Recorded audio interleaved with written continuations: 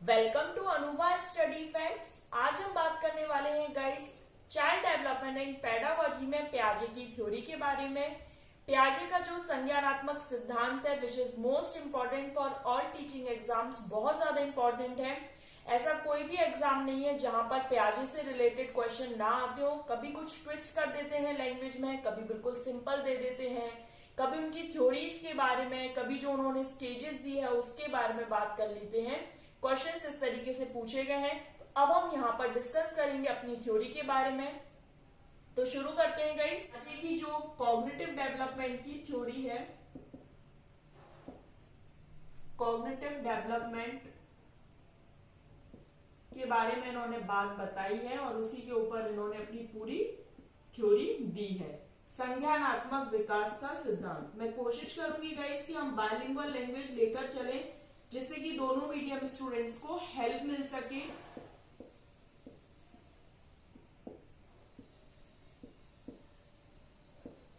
संज्ञानात्मक विकास का सिद्धांत है कि डेवलपमेंट क्या है, कैसे होता है और कहां से कहां तक चलता है, कभी रुकता है या निरंतर चलता रहता है। ये सब हम बात कर चुके हैं डेवलपमेंट की थ्योरीज में। अब हम बात करेंगे कॉग्निटिव। तो कॉग्निटिव डेवलपमेंट क्या होता है? जो हमारे ब्रेन से रिलेटेड हो, प्रॉब्लम सॉल्व करने की जो क्षमता होती है वो, लॉजिकल पावर जो होती है वो संज्ञानात्मक विकास है। इंटेलेक्चुअल डेवलपमेंट कॉग्निटिव डेवलपमेंट का दूसरा ही नाम है। ठीक है गाइस, आई होप यहां तक क्लियर हो गया होगा, क्योंकि कॉग्निटिव डेवलपमेंट की थ्योरी पढ़ने से पहले ये जरूरी है कि हम उस टर्म से परिचित हो जाएं कि कॉग्निटिव डेवलपमेंट होता क्या है। तो प्रॉब्लम सॉल्व करने की क्षमता, लॉजिक लगाने की क्षमता, मतलब जो हमारे ब्रेन से रिलेटेड है, हमारे माइंड से रिलेटेड है, संज्ञानात्मक विकास। इस डेवलपमेंट को लेकर पियाजे ने 4 स्टेजेस दी है। आपके सामने एक डायग्राम आएगा गाइस, आप चाहें तो उसका स्क्रीनशॉट ले सकते हैं। ये रहा डायग्राम। इसमें क्या है, बेसिकली 4 स्टेज के बारे में इन्होंने बात की है। कॉग्निटिव डेवलपमेंट की 4 स्टेजेस है अकॉर्डिंग टू पियाजे। Sensory motor stage, pre operational stage, concrete operational stage और फॉर्मल ऑपरेशनल स्टेज। ये जो चित्र है गाइस इसका आप स्क्रीनशॉट ले सकते हैं। अगर आप शॉर्ट नोट्स बना रहे हैं अपने, तो ये आप लोगों के लिए बहुत ज्यादा बेनिफिशियल है और आप लोगों के लिए ही रखा गया है ताकि आप स्क्रीनशॉट लेकर अपने नोट्स बना सकें। आई होप गाइस आप लोगों ने उस डायग्राम का स्क्रीनशॉट ले लिया होगा। अब हम यहाँ पर एक एक स्टेजेस को अच्छे से समझेंगे। संवेदीगामक अवस्था मतलब ये होती है 0 से 2 वर्ष। यहाँ पर 0 टर्म इसलिए लिखा गया है क्योंकि ईयर वाला टर्म लिखा गया है। जब तक 12 महीने कंप्लीट नहीं होंगे 1 ईयर कंप्लीट नहीं होता है, इसलिए इसको 0 ईयर माना गया है। ठीक है गाइस, अब हम इसकी कैरेक्टरिस्टिक्स की बात करेंगे कि यहाँ पर क्या होता है। तो जो सेंसरी मोटर स्टेज होती है ये क्या है, टॉय एज है। इसको टॉय एज भी कहा जाता है। बच्चा इमिटेशन करता है तो इमिटेटिव एज भी कहा जाता है। उसके बाद इस एज में रिफ्लेक्स एक्शंस एंड होने लगते हैं। जो रिफ्लेक्स एक्शंस होते हैं वो एंड होने लगते हैं। जैसे सपोज आप किसी बच्चे को ये पेन पकड़ाएंगे तो वो इस तरीके से ना जल्दी से इसको मुट्ठी बांध लेता है और वो पकड़ लेता है। तो इस तरीके से रिफ्लेक्स एक्शंस होते हैं जो कि एंड होने लगते हैं इस एज के एंड तक। फिर जो मेन है गाइस वो समझते चलना है ऑब्जेक्ट परमानेंस। ऑब्जेक्ट परमानेंस क्या होता है? वस्तु स्थायित्व। हिंदी में से बोलते हैं वस्तु स्थायित्व का गुण। वस्तु स्थायित्व का गुण लगभग 9 से 10 महीने के अंदर अंदर बच्चे में डेवलप हो जाता है। आप इस डायग्राम में देख सकते हैं गाइस, वस्तु स्थायित्व का गुण क्या होता है। जैसे माँ ऐसे बच्चे को कर रही है तो वो सोचेगा कि माँ यहाँ से गायब हो गई है, लेकिन जैसे ही माँ ने वो ता वाला खेल आपने देखा होगा, जैसे ही माँ ने ऐसा करा तो इस डायग्राम में आप देख सकते हैं बच्चा खुश हो गया। मतलब कहीं ना कहीं उसको ये अभी पता नहीं है कि ऐसे करने से मतलब कोई चीज सामने अगर नहीं दिख रही है तो उसका एग्जिस्टेंस है भी या खत्म हो गया है। तो क्या होता है, 9 से 10 महीने के एज आते आते बच्चे को ये पता चल जाता है कि भले ही कोई चीज उसके सामने हो या ना हो, उस चीज का जो एग्जिस्टेंस है वो बना रहता है। ठीक, तो इस डायग्राम्स के माध्यम से आप बहुत अच्छे से समझ गए होंगे। वो ताव वाला खेल आपको ये डायग्राम देखकर याद आ गया होगा कि किस तरीके से माँ पहले ऐसे कर लेती थी, फिर ऐसे करते हैं तो बच्चा खुश हो जाता है, वो समझ लगता है कि हमारी माँ वापस आ गई है। तो ये जो कुछ कैरेक्टरिस्टिक्स कह सकते हैं कि सेंसरी मोटर की स्टेजेस क्या है, संवेदी गामक अवस्था की जो कैरेक्टरिस्टिक्स है वो क्या है। टॉय एज है, इमिटेटिव एज है, क्योंकि यहाँ पर बच्चा नकल करता है। आपने देखा होगा कि बच्चे ना जैसे हम प्रोनाउंस करेंगे उन वर्ड्स को भी प्रोनाउंस करने लगते हैं, उन चीजों को दोहराने लगेंगे। फिर है रिफ्लेक्स एक्शंस एंड हो चुके होते हैं और ऑब्जेक्ट परमानेंस आ चुका होता है। गाइस, हमारी दूसरी स्टेज है प्री ऑपरेशनल स्टेज, पूर्व संक्रियात्मक अवस्था। कौन सी है? पूर्व संक्रियात्मक अवस्था। इस स्टेज की जो कैरेक्टरिस्टिक्स है उनको हम देख लेते हैं। ये क्या है? प्ले एज है, प्री गैंग एज है। इनको हम एक एक करके समझेंगे। पहले हम यहाँ पर लिख लेते हैं कि अगर कोई अपने शॉर्ट नोट्स भी बना रहा है ना तो उसको हेल्प मिलती जाएगी। ये प्ले एज है, प्री गैंग एज है, उसके बाद ये प्री स्कूल एज है। इरिवर्सिबिलिटी होती है थॉट में। उसके बाद अब हम पहले इनको समझ लेते हैं। प्ले एज, यहाँ पर बच्चा खेलना शुरू करता है, अपने नेबर्स में जाना शुरू करता है, क्योंकि ये जो स्टेज है वो होती है 2 से 6 वर्ष की अवस्था। कहां से कहां तक की अवस्था? 2 से 6 वर्ष की अवस्था होती है, प्ले एज होती है। इसमें बच्चा क्या है? खेलना शुरू कर देता है। प्री गैंग एज मतलब अब ये गैंग बनने से पहले वाली अवस्था है।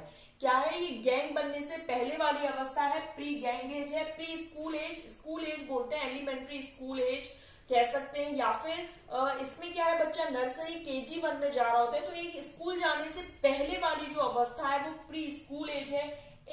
इरिवर्सिबिलिटी, इरिवर्सिबिलिटी मतलब होता है गाइस, इसमें क्या है, पलटावी का गुण नहीं आया होता है। बच्चा जो है वो क्या है, घर से स्कूल तो चला जाता है लेकिन उसे ये कंफर्म नहीं होता है कि भाई स्कूल से भी घर आने का वही रास्ता है। ठीक है, 2 गुणा 5 तो उसे पता है कि 10 होता है, लेकिन उसे ये नहीं पता कि 5 गुणा 2 बराबर भी इसी के इक्वल हो जाएगा। तो इस तरीके से अपलटावी है, मतलब यहाँ पर वो पलट नहीं पाएगा, चीजों को रिवर्स नहीं कर पाता है। इस वजह से हम इरिवर्सिबिलिटी बोलते हैं। एक बहुत ज्यादा इंपॉर्टेंट है गाइस, सेंट्रेशन। सेंट्रेशन का गुण है, जैसे कि आप इस डायग्राम में देख सकते हैं, यहाँ पर जो बच्चा है वो क्या है, उसको जैसे एक बड़ा बीकर है, यहाँ पर देखिए गाइस, इस डायग्राम से आपको अच्छे से क्लियर हो जाएगा। डायग्राम देखते रहिएगा, प्लस यहाँ पर भी देखते रहिएगा। इससे क्या है, जैसे ये एक बीकर है और ये एक बीकर है, ये देखिए पतला है और ये थोड़ा सा चौड़ा है। इन दोनों में सेम अमाउंट 300 ml का हमने पानी भर दिया। सपोज हमने 300 ml का इसमें पानी भर दिया और किसी भी बच्चे से पूछते हैं जो इस एज में है, जो किस एज में 2 से 6 वर्ष की अवस्था के बीच है, तो वो क्या कहेगा कि इसमें पानी ज्यादा है। ठीक, क्यों कहेगा? क्योंकि इसको क्या लेंथ दिख रही है, इसको ब्रेथ नहीं दिख रही, केवल एक एस्पेक्ट को समझ पाता है, केवल एक एस्पेक्ट को। चाहे लेंथ दिख जाएगी, चाहे ब्रेथ दिख जाएगी, चाहे हाइट दिख जाएगी, कुछ भी एक चीज दिख जाएगी, उससे क्या है, वो ये चीजों का अनुमान लगा लेता है। तो आपको याद रखना है कि सेंट्रेशन किस एज में होता है, प्री ऑपरेशनल स्टेज में होता है। देखिए, कॉन्क्रीट ऑपरेशनल स्टेज में क्या होता है, ये होती है आपकी 7 से 11 वर्ष की अवस्था, इसे हम लेटर चाइल्डहुड भी कहते हैं। तो इसमें क्या है गाइस, ये आपकी स्कूल एज है। स्कूल एज में भी कौन सी स्कूल एज है, एलिमेंट्री स्कूल एज है। कौन सी स्कूल एज है, तो एलिमेंट्री स्कूल एज है। उसके बाद गाइस याद रखिएगा, गैंग एज है। यहां पर बच्चा गैंग बनाना सीख लेता है कि किस तरीके से वो एक गैंग में रह रहा है। उसके बाद है आपका स्कूल एज हो गया, गैंग एज हो गया। यहां पर क्या है, डिसेंट्रेशन। डिसेंट्रेशन मतलब होता है, अब आप उसे किसी भी तरीके का पक्ष रख दीजिए, वो ये समझ जाएगा कि ये जो चौड़ा बीकर है चाहे लंबा बीकर है, इसमें अमाउंट तो सेम ही रहेगा।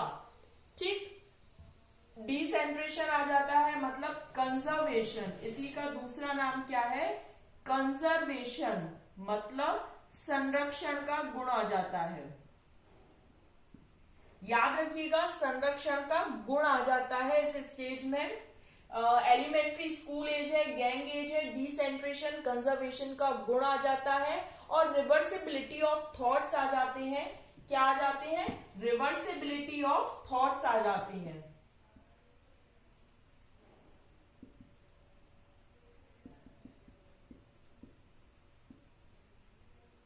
यहां पर बच्चा चीजों को रिवर्स कर पाता है, अपने थॉट्स को रिवर्स करना सीख लेता है।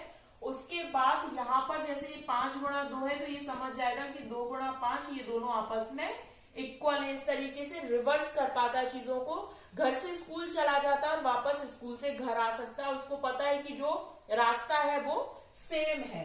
तो ये बात हो गई रिवर्सिबिलिटी ऑफ थॉट। लॉजिक लगाने लगता है चीजों को लेकर, लेकिन वो चीजें कैसी हो, कॉन्क्रीट हो, मूर्त हो, मूर्त संक्रियात्मक अवस्था इसे कहा जाता है।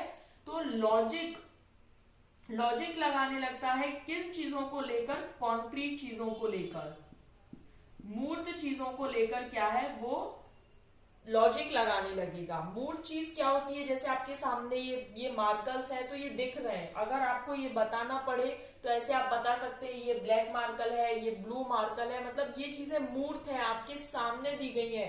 अगर ये आपके सामने नहीं होती, कल्पना में होती, कल्पना मतलब इमेजनरी, किसी चीज को आपको सोचना, आपको पता नहीं है कि ये क्या है, तो गाइज वो इस चीजों में नहीं आ सकता। वहां पर हम एब्स्ट्रैक्ट यूज करते, जो कि अब हम इसी स्टेज के बाद पढ़ने वाले हैं। चौथी स्टेज कौन सी है गाइज, फॉर्मल ऑपरेशनल है, औपचारिक संक्रियात्मक अवस्था है। इसमें क्या होता है, हाइपोथेटिकल डिडक्टिव रीजनिंग आ जाती है। हाइपोथेटिकल डिडक्टिव रीजनिंग आ जाती है। इसका मतलब ये है कि बच्चा अमूर्त चीजों को लेकर भी सोच सकता है, अमूर्त चीजों को लेकर भी सोच सकता है। यहां पर वो क्या करता है, जैसे हम बोले कि कोई इमेजिन करना हो किसी भी चीज को, तो वो उस चीज के लिए तर्क लगा सकता है, चीजें समझ सकता है बहुत इजी वे में। तो अमूर्त संक्रियात्मक अवस्था मतलब चीजें एब्स्ट्रैक्ट है, उसके सामने नहीं है, वो लॉजिक लगाएगा। किन चीजों को लेकर, एब्स्ट्रैक्ट चीजों को लेकर वो लॉजिक लगा सकता है।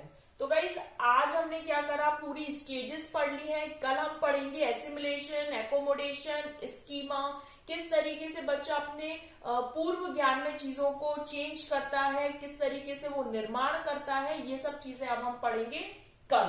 तो आज हमने स्टेजेस पढ़ ली, थोड़ा सा अब हम प्याजे के बारे में पढ़ लेते हैं। मैंने स्टेजेस इसलिए बता दी क्योंकि स्टेजेस बहुत ज्यादा इंपॉर्टेंट है।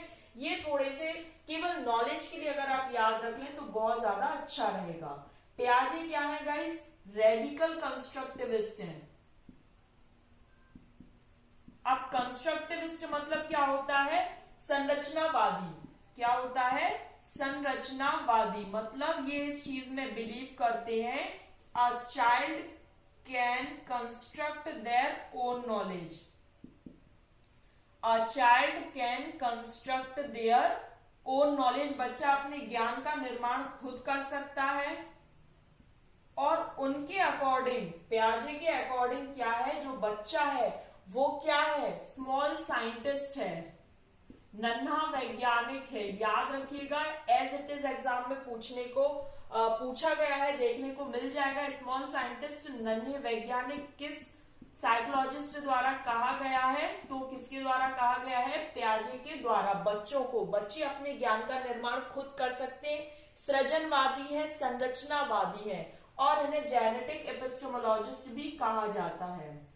जेनेटिक एपिस्टेमोलॉजिस्ट भी कहा जाता है। याद रखिएगा गाइस, बहुत ज्यादा इंपॉर्टेंट है। तो आज का सेशन हम यहीं पर अपना एंड करते हैं। नेक्स्ट सेशन हम लेकर आएंगे जिसमें हम assimilation, accommodation, schema most important है, इसके बारे में हम डिस्कस करेंगे। गाइस वीडियो पसंद आए तो hit the like button, share करें एंड डू सब्सक्राइब अगर आप चैनल पर पहली बार आए और इसी तरह की और वीडियोस देखना चाहते हैं। Thanks for watching this video.